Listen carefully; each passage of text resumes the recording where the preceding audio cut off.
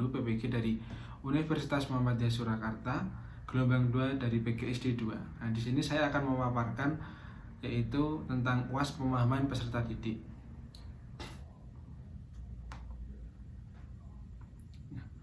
Di sini saya menggunakan modul dari pendidikan kewarganegaraan yaitu dari SD Muhammadiyah 16 Karangasem, yaitu tempat PPL saya, dan saya mengambil di kelas 4. Di sini capaian pembelajaran yang saya ambil yaitu peserta didik mampu memahami dan menjelaskan makna sila-sila Pancasila serta menceritakan contoh penerapan sila Pancasila dalam kehidupan sehari-hari. Nah, di sini saya mengambil tujuan pembelajaran yang pertama yaitu peserta didik dapat menyusun urutan sila Pancasila dan menguraikan makna setiap sila Pancasila serta menunjukkan penerapannya dalam kegiatan kehidupan sehari-hari. Yang kedua, peserta didik mampu memahami dan menjelaskan makna sila Pancasila serta menceritakan contoh penerapan sila Pancasila. Nah, kemudian model dan media yang saya gunakan yang pertama yaitu model media, yaitu laptop, LCD, proyektor, modul ajar, dan video. Kemudian model pembelajaran saya menggunakan problem based learning, di mana saya mengambil teori belajar yaitu social cognitivism. Dari sini menurut Albert Bandura kita bisa meniru beberapa perilaku hanya melalui pengamatan terhadap perilaku, model, dan akibat yang ditimbulkan. Di sini dari penjelasan singkat teori belajar social cognitivism, maka perancangan modul pelajar kelas 4 ini, mata pelajaran PKN ini, penerapan pembelajaran berdiferensiasi dan model pembelajaran problem based learning. Di sini alasannya pertama karena dalam modul ini untuk kegiatan meminta peserta didik untuk dapat menjelaskan bagaimana dia itu bisa menerapkan sila Pancasila dalam kehidupan sehari-hari. Kemudian yang kedua, mendorong diskusi berdasarkan proyek yang mereka kerjakan sesuai dengan profil pelajar Pancasilanya.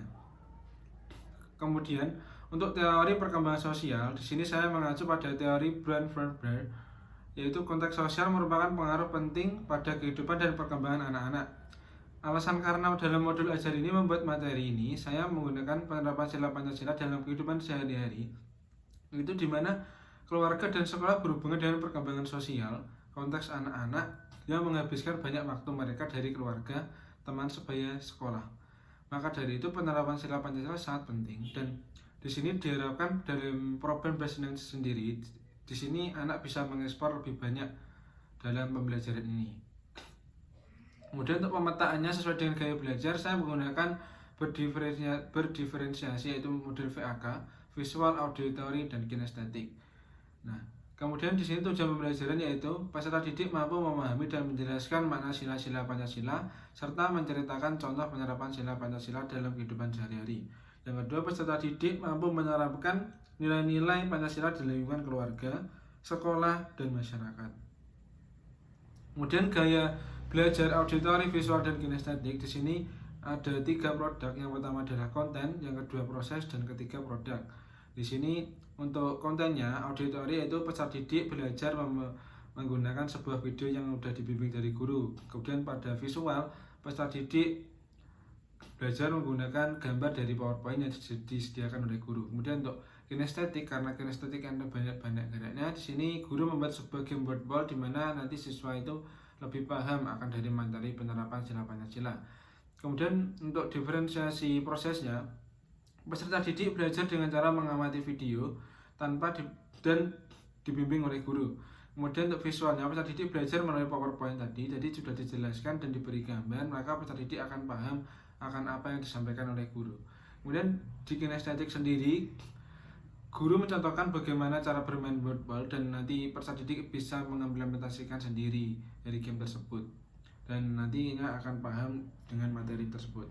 Kemudian di produk di mana pada kelompok auditory, peserta didik dapat menceritakan penerapan sila Pancasila dalam kehidupan sehari-hari. Karena tadi pembelajaran menggunakan video, jadi untuk mendengarkan, jadi peserta didik nanti presentasi. Kemudian untuk produk dari visual, peserta didik menggambar sebuah poster di mana poster tersebut berisikan tentang penerapan sila Pancasila. Kemudian yang ketiga yaitu kinestetik, peserta didik lebih diberikan drama, di mana drama itu diperagakan untuk sesuai dengan nilai penerapan sila Pancasila. Dan di sini untuk modul ajar saya gunakan di sini. Yang pertama ada identitas modul, yaitu penyusunan nama Adimas Amala. instansi saya PPL di SD Muhammadiyah 16 Karangasem untuk kelas 4 jenjang waktu 2 kali 35 menit, dimana profil pelajar Pancasila yang sudah saya ambil yaitu adalah beriman, berkebinekaan global, gotong royong, mandiri, dan benar kritis serta kreatif. Di sini saya menggunakan media pembelajaran yaitu laptop, video pembelajaran, kemudian ada LCD, lab, dan speaker. Kemudian untuk pendekatannya saya menggunakan pendekatan saintifik dengan model problem based learning. Di sini tujuan pembelajaran di mana peserta didik dapat menyusun urutan sila Pancasila dan menguraikan makna setiap silanya. Kemudian peserta didik mampu memahami, menjelaskan sila Pancasila serta menceritakan contoh penerapan sila Pancasila pada kehidupan sehari-hari. Kemudian di sini ada pemahaman bermakna, di mana pemahaman bermakna di sini yang diharapkan dari pembelajarannya adalah peserta didik mampu memahami makna dari sila Pancasila, kemudian juga bisa menerapkan makna dari sila Pancasila tersebut di kehidupan sehari-hari. Di sini ada pertanyaan pemantik. Pertanyaan pemantik merupakan pertanyaan di mana siswa itu nanti akhirnya bisa tahu dia akan belajar dari awal sampai akhir. Yang pertama yaitu apakah kalian tahu dasar negara Republik Indonesia? Dan Pancasila itu dilambangkan dengan apa? Di dalam burung Garuda itu terdapat simbol apa? Nah, itu merupakan pertanyaan pemantik. Dan di kegiatan inti model dari sintaks model pembelajaran di sini yang pertama ada pendahuluan di mana guru membuka pelajaran dengan salam, kemudian menyapa peserta didik dengan menanyakan kabar, memberikan motivasi, kemudian juga tidak lupa mengecek kehadiran siswa. Kemudian setelah itu, sebelum guru membentuk sebuah kelompok dari visual, auditory, dan kinestetik, guru sudah menerapkan yaitu memberikan sebuah angket di mana angket nanti diisi siswa. Dari situ guru tahu siswa yang belajar auditory, kinestetik, dan visual dari angket tersebut. Kemudian guru baru mengelompokkan. Di kegiatan inti ini terjadilah proses berdiferensiasi. Yang pertama adalah diferensi konten, di mana sudah diberikan angka tadi, siswa langsung dibentuk 3 kelompok, di mana peserta didik mengamati penjelasan terlebih dahulu oleh guru, di mana yang belajar lewat auditorium lewat video pembelajaran, kemudian visual lewat PowerPoint, dan kinestetik lewat gameboard wall. Kemudian di diferensiasi proses ini peserta didik memahami terlebih dahulu, kemudian diberikan sebuah LKPD, di mana lembar kerja peserta didik yang berbeda-beda.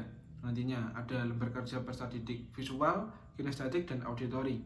Kemudian di diferensiasi proses, di mana diferensiasi proses ini merupakan sebuah kemudian di diferensiasi produk di sini siswa dari ketiga kelompok tersebut dibimbing guru dengan melalui mengerjakan LKPD. Yang pertama yaitu visual, di mana nantinya peserta didik disuruh membuat sebuah poster yaitu mengenai penerapan sila Pancasila. Kemudian untuk auditori dia lebih menceritakan apa yang terjadi alami di kehidupan sehari-hari. Kemudian kinestetiknya itu mempraktekkan sebuah drama. Dari situ peserta didik dari ketiga kelompok tersebut mempresentasikan dan guru menyimpulkan dari pembelajaran itu seperti apa, dan siswa menanyakan umpan balik dari kegiatan produk tersebut. Kemudian untuk penutup, guru memberikan sebuah kesimpulan makna pembelajaran yang sudah disampaikan, kemudian juga tidak lupa menyampaikan tujuan pembelajaran setelahnya, dan guru menutup dengan salam. Di sini saya menggunakan 2 asesmen, yaitu penilaian yaitu asesmen diagnostik dan asesmen formatif, di mana peserta didik dengan nilai rata-rata dan nilai di atas rata-rata mengikuti pembelajaran. Yang nilainya di atas KKM berarti dia akan melakukan sebuah pengayaan. Yang nilainya di bawah KKM dia akan mengikuti remedial. Di sini ada lampiran-lampiran. Yang pertama pengembangan bahan ajar, media pembelajaran, lembar kerja peserta didik, dan penilaian. Di sini ada beberapa bahan ajar yaitu mengenai Pancasila dan simbol-simbolnya, bendera lambang, dan penerapan sila Pancasila. Dan di sini ada media pembelajaran. Yang pertama ada PowerPoint, kemudian ada video pembelajaran, alat pembelajaran LCD proyektor, laptop, speaker, dan gameboard wall. Ini adalah sebuah screenshot. Dan di sini ada 3 LKPD yang sudah saya kelompokkan. Yang pertama ada LKPD visual, LKPD kinestetik, dan LKPD auditori. Di sini ada kisi-kisi dari soal evaluasi ya. Ini ada soal evaluasi di mana terdiri dari 5 pilihan ganda dan 5 uraian. Di sini sudah ada kisi-kisinya.